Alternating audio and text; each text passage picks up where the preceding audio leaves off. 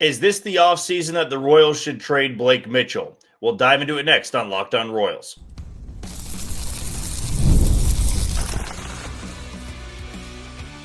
You are Locked On Royals, your daily Kansas City Royals podcast. Part of the Locked On Podcast Network, your team every day. You are tuned into another edition of Locked On Royals in the Locked On Podcast Network. I am your host, Jack Johnson, and you can find me on Twitter at JohnnyJ_15. That's at JOHNYJ_15. And you can listen to us on wherever you download your podcast. That can be Spotify, Apple Podcast, Amazon Music, Google Podcast, Odyssey, and YouTube. Just be sure to hit that follow button and subscribe. Before we dive into today's episode, I want to tell you first that we are very proud to announce that we are the #1 sports podcasting network in the country. So thank you as always for listening each and every day. And we also want to tell you that today's show is brought to you by Gametime. Download the Gametime app, create an account, and use code LOCKEDONMLB for $20 off on your first purchase. We are getting closer and closer to some of the deadlines across the offseason in baseball, where you have Rule 5 guys that need to be protected. That should be tomorrow evening. You also have guys that have to accept the qualifying offer tomorrow night as well. So we're starting to get closer to some of these deadlines, and that will only heighten the offseason talk that we have planned for you on this podcast. Now, the one that everybody's probably looking forward to, if you're a baseball diehard, is the winter meetings, which will take place in the middle of December, and that's usually when the free agency frenzy really starts. I know we got the news that Josh Naylor was going to be re-signing with the Mariners yesterday, but the winter meetings is when trades usually go down and a bunch of free agents start striking some deals. Not always the case, but usually if I were to point to a time period when everything starts to ramp up, that's what I would go to. So if you are an antsy Royals fan and you're wondering why they haven't made any moves, why they haven't signed anybody, sometimes you want to get through these deadlines where it's the qualifying offers. That way you can see who is all available in free agency. You want to protect your Rule 5 guys, and then you can look forward to really beginning your offseason. And we know the Royals are going to be looking to make a trade. And we are going to circle back to the article that Annie Rogers put out, I believe on Friday, a few times in tonight's episode. Part being that there were a few things I took away from that article that I found very intriguing. So the first thing that was brought up involved the surplus of pitching that the Royals have. And Annie goes on to write in this paragraph that she'd be more surprised than not if they, were not to, or they weren't going to deal any of the starting pitchers that they have. So she believes that it's likelier that they are going to move somebody in that starting pitching group for the bat that they are trying to get. And then we'll talk about this in the third segment, that it appears they would prefer a right-handed bat. So we have talked about Jarren Duran, Wilyer Abreu, Brendan Donovan. All of those bats are left-handed. The two bats for the Angels, Joe Adell and Taylor Ward, are both right-handed, and they want it to be a middle-of-the-order bat, and they want it to be somebody that can play every single day in left field. We keep going on this merry-go-round, basically, of who we think the Royals would be targeting, right? Who would make the most sense? I said last week, I feel Brendan Donovan would be the one that makes the most sense because he's 28 years of control, can play second and left field, but maybe the asking price is going to be too high, and there are a lot of suitors for Brendan Donovan. But the way the Royals can separate themselves, along with the starting pitching they're likely to deal, would be throwing in a prospect. And there might not be a more coveted prospect in their system. And maybe I could be wrong on that. I'm sure David Shields is highly coveted, but this is more so about who is likely to be traded. I don't see a world in which the Royals are going to deal David Shields in some kind of trade, or Kendry Churio, or one of the guys they just took last year, like a Josh Hammond or a Seth Gamble, right? We're not going to look at any of those players in a deal and agree to something, right? You'd have to be blown away to give up those top prospects in your system. Blake Mitchell has always been this interesting case. He is a top 100 guy. He clearly is a mastermind behind the plate. He's got elite defense. The bat can get better, but so far in his minor league career, the bat hasn't been there. I mean, he gets on base at a very high rate. His walk rate is good. But how much of that in low A Columbia and high A Quad Cities is more about the lack of efficiency with some of those arms than having a really good eye at the plate. To me, if you've got that same walk rate in Double-A, which is where I guess he'd begin the season, assuming he's still in the organization, that's when I can get a pretty good grasp at how effective you are at the plate. But the average has never really been there. He's been a 230 to 240 hitter at the lower levels, and that to me is just not good enough to be warranted as a top prospect in the system. You can get on base at a 440 clip, but if you're going to strike out at the rate at which he does, and you're not going to be hitting for average, it's only going to get tougher the higher you go up in the system. So that also is going to be brought up in trade talks for teams wanting to acquire a Royals starting pitcher and maybe a prospect, right?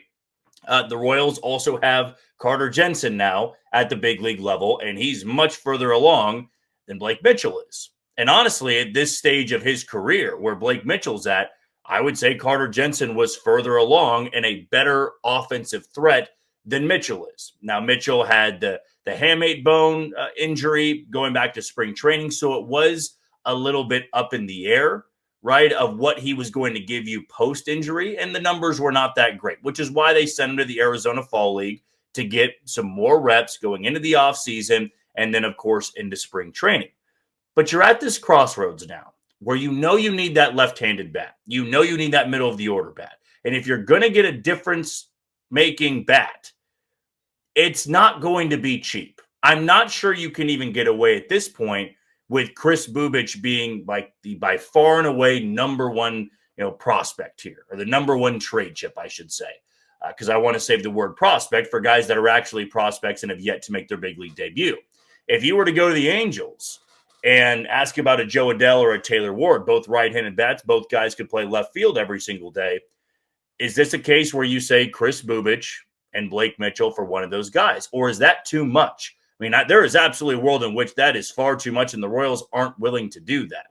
And to be quite frank, I'm not sure the Royals would be shopping Blake Mitchell in any sort of deal unless it was a younger outfielder who, of course, is a difference maker, but has multiple years of control. Because even though you have Salvador Perez and Carter Jensen at the big league level, you can't just say, well, there's no place for Blake Mitchell to play, therefore we can move him at this point. But I would say this, that if Blake Mitchell is going to debut with the Royals 2 years from now, we can assume that Carter Jensen is taking over the everyday responsibilities. And if he's really good behind the plate, if Blake Mitchell comes up, is this another scenario where he has to play another spot? He has to move around? I've already been very vocal about my displeasure with the Royals moving around all types of players at different positions. Yes, I trust the coaches to be able to get the most out of those guys, but to have elite defense at certain premium positions, not sure I want, catchers moving around to the outfield or moving around to the hot corner, right? Blake Mitchell's a catcher and needs to be a catcher. Same goes for Carter Jensen. So if you're going to get these guys in the lineup every single day, I know this is 2 years down the road and I'm getting ahead of myself here, but how are you going to go about it? You have a 22-year-old catcher and a 20-year-old catcher, or 21 years old. I mean, you want to DH one of those guys every single day? I'm not going to go as far to do that. Those are two young guys that should be able to play the position, which is why with the catching depth the Royals have in the organization, and Jim Bowden actually pointed this out in his article last week of teams looking for catching, and Blake Mitchell is talked about in this article. And that's not coincidental, in my opinion. When they're talking about catchers and guys that are or teams that are targeting catching depth in other organizations, Blake Mitchell being brought up makes me believe he has been discussed. And with as much as the Royals have been involved in trade talks, whether it be Brendan Donovan, Taylor Ward, Joe Adell, Jarren Duran, Wilyer Abreu, all of those outfielders we've talked about, I have 99% confidence that those other teams would ask about Blake Mitchell because they understand Carter Jensen is up at the big league level. And maybe some of those teams are asking about Carter Jensen. And the Royals will need to make their choice. And I know that most of you in the comments would say, well, we're not trading Carter Jensen. But there's a chance some teams would say, we'll take Carter Jensen being the prize centerpiece in a deal, and you won't have to give up one of your starting rotation arms. You may have to give up a Stephen Kolek and a Carter Jensen, but you could get that bat that you're looking for. All of these things have been thoughts that have just been circulating throughout my brain. Now, I will say this. I'm not one of the people wanting to move Carter Jensen. I feel that what he's done so far, which is a very small sample size, is good enough to say he's one of the guys I'm not willing to move. He's a local kid. I feel you have to factor that in as well. Whereas Blake Mitchell's still finding his footing at the minor league level. The quote that Rex Hudler has is, "You'll always trade a boy for a man." And Blake Mitchell is a good prospect. I believe he can be a very good everyday catcher at this level. The truth is, as we know in baseball, you never really know. Somebody could be just tearing it up in AA and AAA, look like the best thing in your entire system, and that's including the big league level. And there's a chance they come up and they can't hit at all. I mean, does that sound familiar, Royals fans? I mean, Jack Caglione just did that last year. Tore it up in AA, tore it up in AAA, couldn't hit the big league level. My concern is that Blake Mitchell, since joining the Royals organization, has always had the strikeout problem. And, catchers in this system, Carter Jensen and Ramon Ramirez, have gotten better and better and better. And the Royals have not been able to land that corner outfield bat. Maybe this is the offseason. You throw him in one of these deals and say, yeah, he might become something. And that's going to be a punch to our farm system, which already isn't highly rated, but it's a gamble that we're willing to take because we have to have that middle of the order bat. Whereas the last 2 years, it was, we're going to try, but if we don't, we're not willing to trade from our farm system, which we're still trying to, move its way up through the system and try to bring up each and every level. Do you believe that the Royals should be moving Blake Mitchell this offseason? Let us know in the YouTube comments below. When we come back, an old friend, or maybe we should just call him an old acquaintance, is now going over to Japan to try to make a career over there. Cam Devanney, after a short stint in Pittsburgh, is going overseas. What are our thoughts on it? We'll tell you next on Locked On Royals. You are tuned into Locked On Royals and the Locked On Podcast Network. I'm your host, Jack Johnson, and you can follow me on Twitter at JohnnyJ_15. Want to tell you about the first sponsor tonight in FanDuel. The NBA is back, and there's no better place to get in on the action than FanDuel, the official sports betting partner of the NBA. Even if you missed the start of the game or want to ride the hot hand, FanDuel has live bets on everything from who will score next to fourth quarter comebacks. Plus, you can even combine your live bets into a same-game parlay for a shot at a bigger payout. It keeps every game exciting, especially when your team's making that late push.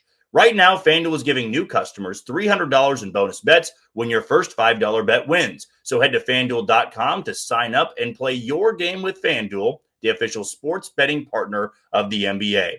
For my pick, I will take the over on Monday Night Football. You got the Cowboys offense, which is always going to put up points, but I feel that we might be in for a little shootout in this game. Should be a lot of fun to watch, and I know it's going to be coming up rather quickly as soon as I get this podcast uploaded. So again, I will take the over on the total on Monday Night Football. I wanted to touch on this a little bit before we move on with our week and probably never bring up this name again on one of the podcasts unless he dominates over in Japan or he ends up coming back to Kansas City. And that was the news that Cam Devanney, who we probably had 2 or 3 episodes on in the season last year, he asked for his release, or the Pirates granted his release, and he's now heading over to Japan, at age 29, to try to make it over there, which we see in baseball all the time, right? Older prospects, maybe guys that had flourished for a little bit, but then couldn't really catch on. They go over to Japan to be a stud, to be a star, with the hopes of one day maybe coming back over. Or you really like it over there, and you play out the rest of your baseball career dominating in the Nippon League or really any league over there, and then you feel satisfied with what you've done in your baseball career. But I will say this about Cam Devanney, because I want to circle back to all the frustrations that Royals fans had when he was moved for Adam Frazier. And I remember very vividly, and it's not to use this segment as a I told you so, but I feel one of the things I mentioned was that with older prospects, right, the first thing people are going to say is, well, they could be Whit Merrifield. They could be Brent Rooker. They could be one of these late bloomers that catches on somewhere, and we're going to be looking foolish trading that guy for maybe somebody that comes in and does absolutely nothing. Well, that was quite the opposite of what happened. When the Royals made that deal, Adam Frazier came back, played really well, and I still believe there's a chance he's in a Royals uniform in 2026. But Cam Devanney went over to Pittsburgh, was immediately optioned down to AAA, so it wasn't a given that he was going to play for a team that was struggling even more than the Royals. And then he got called up later on in the year, and I believe OPS at under 400. So the numbers were not there. He really, really struggled when getting called up. And so that's why I believe going into this year, and I know I can be wrong from time to time, and who knows, maybe Cam Devanney goes and kills it in Japan, right? Plays really well and then comes back over and he's a totally different ball player. The baseball is always going to tell you that the older prospects, the guys that are 27, 28 years old, they're older prospects for a reason. They might be able to have great numbers at AAA, but it's not going to translate. And not that scouts are always right or front office members are always right. Because again, Whit Merrifield happened. Brent Rooker happened. Guys caught on closer to age 30 than they were age 22 and age 23. But the Royals felt confident in making that move at the time because they knew that this team and future teams were going to need Adam Frazier, right? They felt the 2025 Royals needed Adam Frazier more than they needed Cam Devanney. And the Pirates took a chance because they knew Adam Frazier was going to be a free agent at the end of the year, and Cam Devanney was blocked. He was blocked in Kansas City. There was really nowhere that he was going to play, and his inability to play the outfield, I mean, they tried him out in left field, I believe, a few times in Omaha, but for the most part, he was a shortstop, second baseman, and third baseman. Yes, he could have played second base, right? But the Royals felt that in a year they were trying to get into the postseason, they were done giving chances to guys that just weren't cutting it anymore, right? John Rave was an older prospect they gave a shot to. It didn't really work out. Nick Lofton, same thing there. They tried it with a younger prospect in Jack Caglione. It wasn't really working. They wanted a sure thing. And they felt that Adam Frazier could be that sure thing. And he hit 283 after coming over to the Royals and had multiple big-time hits for the team. Now, is it a deal that we are going to remember years and years down the road? No, we're not. Because there's also a chance Adam Frazier doesn't sign back. And the reality is that the 2025 Royals didn't go anywhere. They finished with a winning record, but they didn't get to October. And for the most part, a lot of fans are going to forget that deal even happened. But it almost just leads you back to that point of, when you have an older prospect, there's a reason that, they are still being kept in AAA as depth, right? Because the scouts and front office members don't believe that that guy can be an everyday player. And they were counting on Jonathan India to get healthy. They were counting on Michael Massey to bounce back at some point and get healthy too.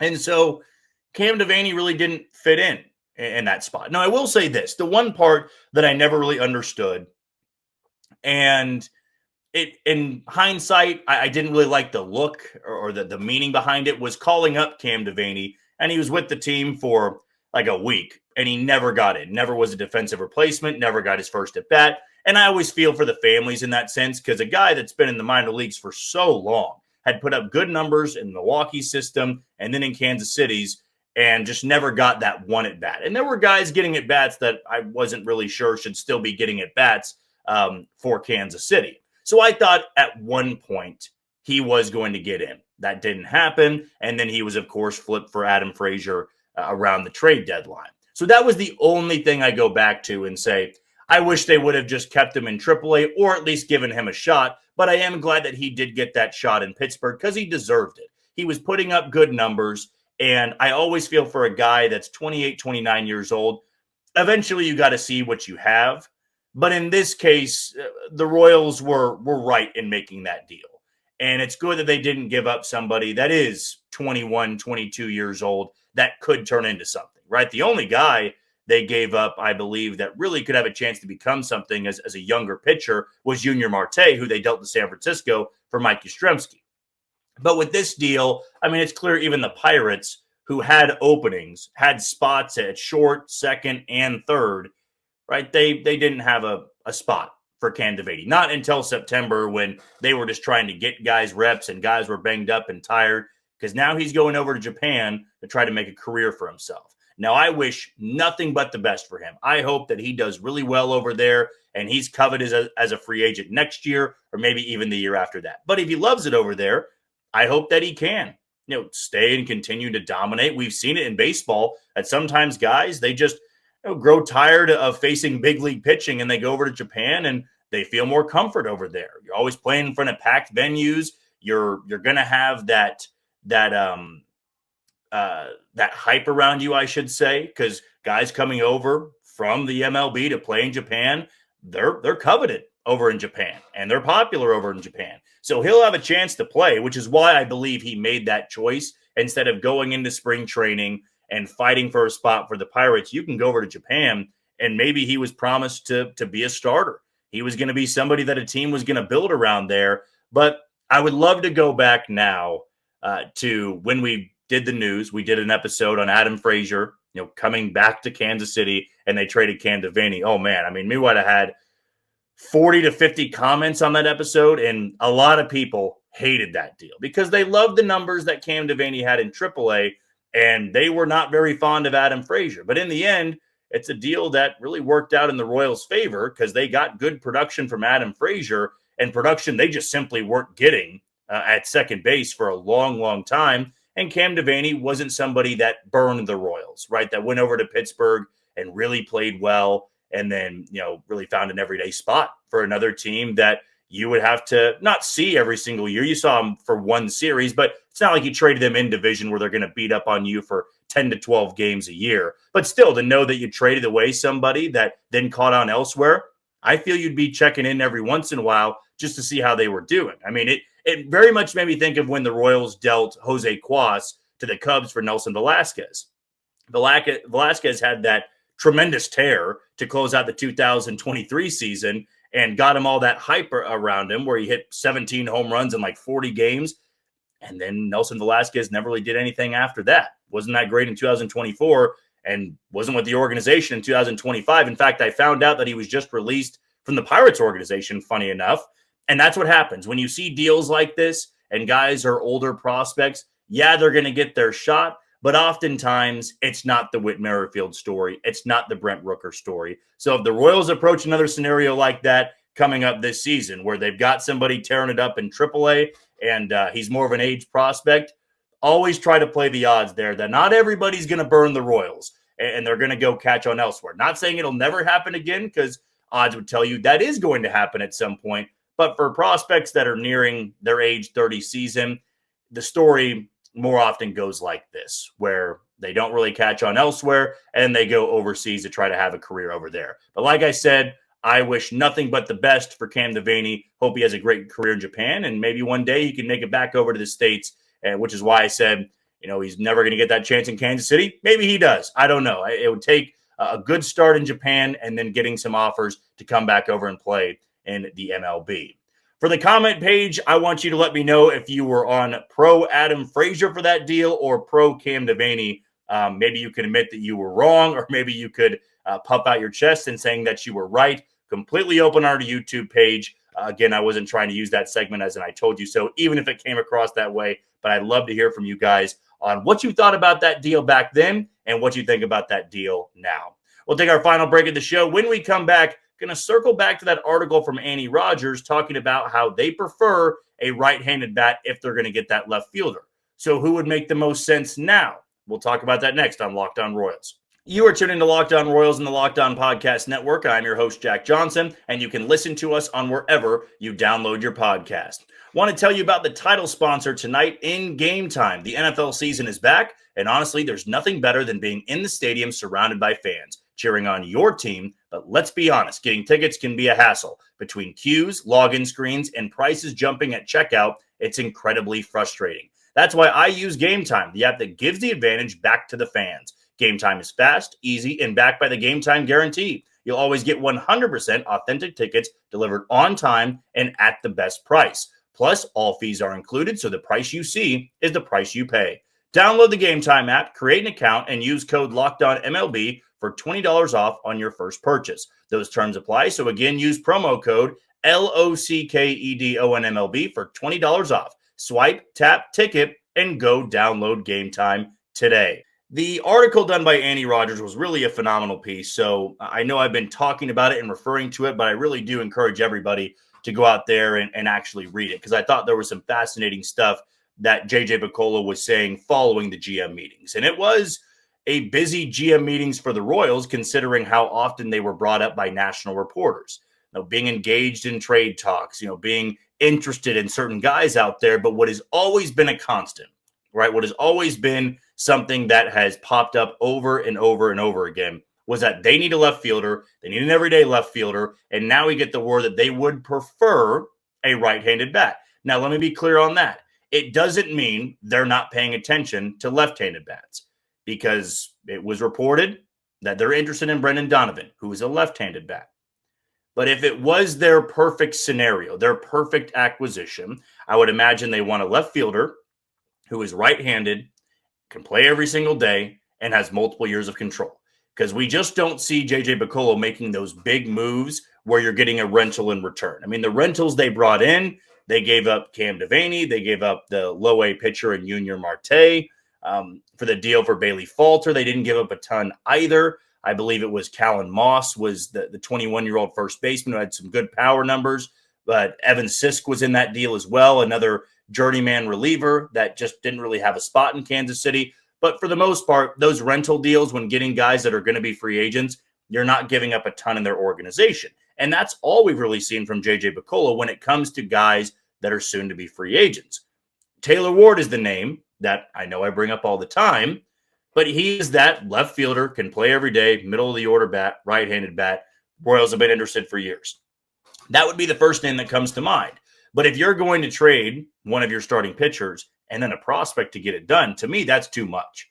Not for a guy that's going to be a free agent, and he's not really in that ballpark of being an extension guy. He's 32 years old. I would probably say the best of his baseball is behind him, but he still can be a productive player and somebody that really boosts your lineup. And that's why when I look at a guy like Joe Adell, there is more risk in doing a deal like that because he's only done it once at the big league level. He is the right-handed bat. He plays all three outfield spots, but I feel he's better suited for left field. He's got the power numbers, years of control. He feels like the better option if you are going to trade a starting pitcher and a prospect to get that bat. And he certainly would have the excitement. I've said hype now 3 times in today's episode, but he would have that energy to him where when that move is made, you go, man, you feel really good about it. I mean, you feel like that's going to be the guy to watch in spring training. He's got all of this power. He's an imposing figure, dominated the Royals last year. Like, that would be very exciting. There's also a chance that you could acquire him and he does nothing but strike out, put up low on-base numbers. Yeah, still runs into more than a few, but he's not the game-changing bat that you were hoping for, and you gave up a Chris Bubich or a Steven Kolek, Ryan Berger, and a prospect to get him. Right now, I don't know what the asking price would be for Joe Adell. Right? I'm sure that it's going to be high considering how high the offers were for Taylor Ward just a year ago to have that one extra year of control. So does that now lead you away from the Angels? And there definitely are teams that the Royals have to be talking to that are not isolated to, the Cardinals, the Red Sox, and the Angels. Those are the only teams that we are hearing about, right? It could be somebody that we haven't even discussed yet. A everyday left fielder that hits from the right side, gives you more balance in the outfield because you already have a lefty in Kyle Isbell and you have a lefty with Jack Caglione. Right, so if you're going to get that left fielder, yes, I mean, Joe Adell and Taylor Ward are the first names that come to mind, but they're also the 2 names that we've really only discussed from the right side. Harrison Bader's a name, but Harrison Bader's not the big fish that they're wanting to go out there and get. Harrison Bader could be a platoon guy for Kyle Isbell in center field, but when I hear everyday left fielder, I'm thinking of somebody that's going to be a top 3 to top 4 hitter on this roster. And so that's what intrigues me. Because even though they're going to be evaluating the trade market and they really can't say no to a good deal, right? If Brendan Donovan's in the price range and you can pull off a trade without feeling like you gave up the world, they're not going to be shedding tears at night because he's a left-handed bat. You'll just make it work in whatever way, shape, and form. But those comments from J.J. Picollo make me think that they got to evaluate beyond those teams, which I have confidence they have been. But for a right-handed bat, I mean, it does make sense where instead of rolling into 2026 with 3 lefty outfielders, a lefty first baseman, potentially a lefty second baseman, a lefty in Carter Jensen, I kind of downplayed it a little bit last week where if the bat can hit, the bat can hit. And I really don't care if it's from the right or the left side. And you see far more righties than you do lefties throughout the season. It'd be much different if we had a right-handed heavy outfield and you liked a bunch of right-handers for left field because you're just not going to have that platoon advantage as much as you would think throughout the season. But to hear that from J.J. Piccolo and Andy Rogers' article, I found that pretty intriguing to me. And now I'm going to have to do likely a little bit more research on who might be available out there that the Royals could swing big on, because it has to go beyond Taylor Ward and Joe Adell. Those can't be the only two guys they're interested in. And I feel it's a perfect segue to end our episode tonight, because that's what we're going to be talking about tomorrow. If not those two outfielders, well, who could the Royals turn to, and who would be looking to sell as early as the winter meeting? So that can be something we talk about tomorrow. But that'll do it for another edition of Locked On Royals and the Locked On Podcast Network. I've been your host, Jack Johnson. Thank you for making Locked On your first listen every day. For your second, find the all-night Locked On MLB Game Night. Every game, every night, until a World Series champion is crowned. Get local analysis on a national scale and find MLB Game Night on Locked On MLB on YouTube or wherever you listen to your podcast. As I said, tomorrow, let's look at some other right-handed bats that might be affordable for the Royals. But until tomorrow morning, you take it easy, Kansas City.